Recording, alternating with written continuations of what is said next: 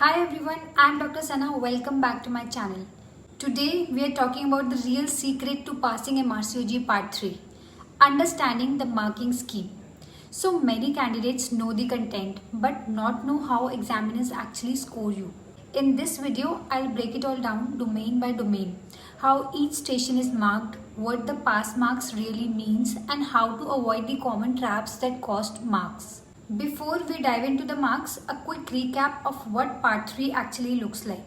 You will go through 14 stations, each lasting 12 minutes each. Every station tests you in 3 to 4 domains, and that's where your marks come from. The examiners are trained consultants, and in 4 of those 14 stations, there's always a lay examiner who is not a doctor but observes your communication and safety from a patient's point of view.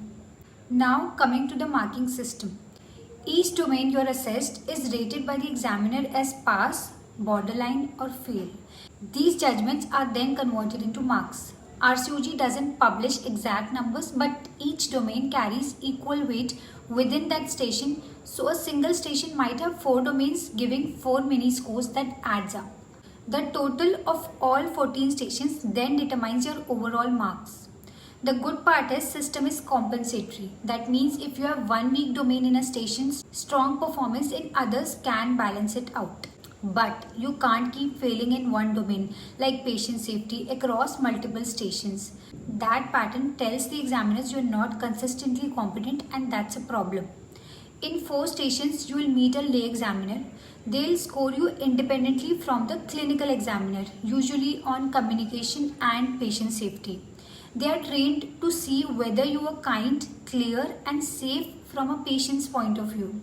So for example, if you say we'll have to remove your uterus in a blunt tone, even with a perfect clinical reasoning, that can lose marks. Always check understanding, use empathy and summarize clearly. Now a big myth to clear. There is no fixed percentage pass mark. RCOG uses standard settings. The final pass mark slightly depends on how difficult the stations are that year. So don't chase a 70% or 80%. Instead, focus on consistency across domains and showing safe, reasoned practice. In short, you're not competing against other candidates. You're being measured against a fixed standard of what a safe day one consultant should look like.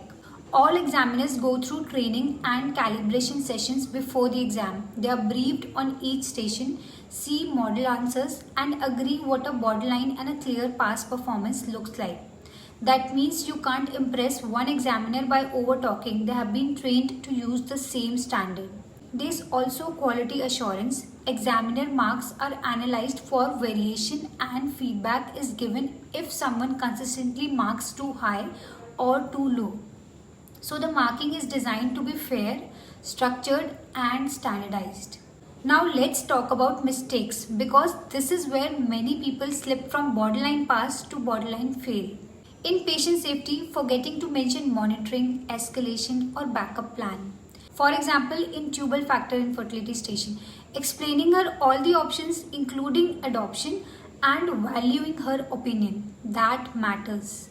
In communication with patient, using jargon, not checking patient understanding and not summarizing in the end. For example, say, let me check, I have explained that clearly. Can you tell me what you understood so far? In communication with colleagues, giving vague handover like maybe she needs surgery. You can say, please book urgent OT. She's likely ectopic, hemodynamically stable currently.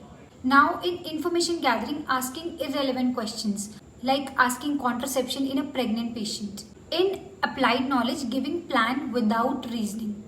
Always include rationale and alternatives. Here's a quick structure that aligns beautifully with the marking scheme. Number 1, start with safety. Identify immediate risk and priorities. Number 2, gather focused info. Only what changes your management. Number 3, state plan plus rationale. Explain why and not just what. Number 4, communicate and escalate. Check patient's understanding, hand over clearly and mention backup.